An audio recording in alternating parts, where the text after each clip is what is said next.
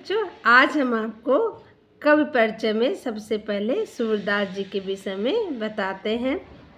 सूरदास जी महाकवि सूरदास हिंदी के कृष्ण भक्ति शाखा के सर्वोत्तम कवि हैं। सूरदास पहले भक्त एवं बाद में कवि हैं। भक्ति की सूरदास जैसी तन्मयता अन्य कवियों में मिलना दुर्लभ है।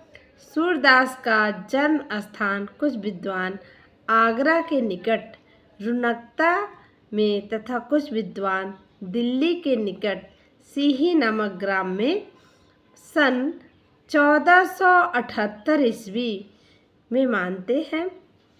सूरदास जन्मांध थे, परंतु उनके काव्य की सरलता एवं मधुरता को निहार कर उनके जन्मांध होने में शंका होती है। सन 1583 ईस्वी के लगभग वे मृत्यु की गोद में सो गए हैं और उनकी रचनाएं हैं सूरसागर, साहित्य लहरी और सूर सरावली। इनकी 3 प्रमुख रचनाएं हैं। उनकी काव्यगत विशेषताएं। भावपक्ष। पहला है भावपक्ष, गीत परंपरा का विकास। सूरदास ने गीत परंपरा को विकसित किया। उनके पद गेय हैं तथा राग रागनियों में वे खरे उतरते हैं। दूसरा है बाल वर्णन। सूर का बाल वर्णन इतना मोहक तथा मधुर है जिसके आधार पर उन्हें वात्सल्य रस का सम्राट माना गया है। फिर तीसरा है रस योजना। सूरदास का श्रृंगार वर्णन उत्कृष्ट कोटि का है और गोपियों के प्रति प्रेम, रासलीला तथा विभिन्न प्रकार की क्रीड़ाओं का सरस तथा आकर्षक वर्णन किया है। ऐसा वर्णन संयोग श्रृंगार का है। कृष्ण का मथुरा गमन करने के पश्चात गोपियों तथा ब्रजवासियों का व्यथित होना विरह का वर्णन है। इसके अतिरिक्त सूर के काम में शांत, अद्भुत तथा वात्सल्य रस की धारा भी प्रभावित है।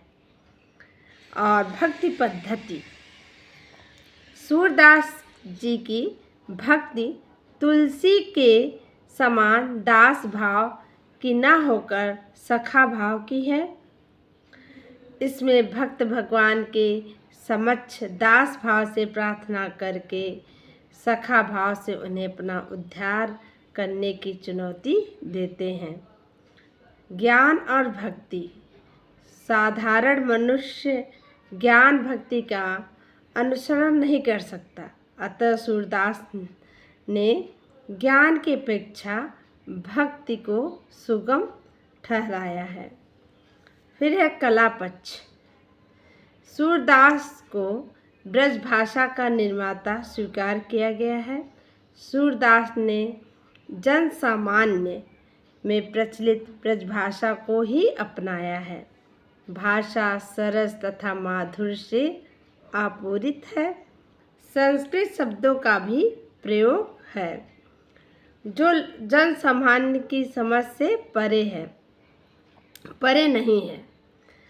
लोकोक्तियों तथा मुहावरों के प्रयोग से भाषा में चार चांद लग गए हैं। भाषा मर्मस्पर्शी तथा मोहक है। फिर है शैली। सूरदास ने मुक्तक शैली में मर्मस्पर्शी काव्य रचना की है। शैली की दृश्य गीतों के पद शैली को ही अपनाया है। अलंकार योजना। सूरदास ने अलंकारों का स्वाभाविक वर्णन तथा प्रयोग किया है। त्र्यंबक, श्लेष, उपमा, रूपक, व्यक्तिरेक, उत्प्रेक्षा आदि अलंकारों का बड़ा ही सुंदर तथा सटीक प्रयोग है। साहित्य में स्थान। सूरदास गीत काव्य के अमर गायक हैं। हिंदी की भ्रमर गीत परंपरा के उन्नायक कवि हैं।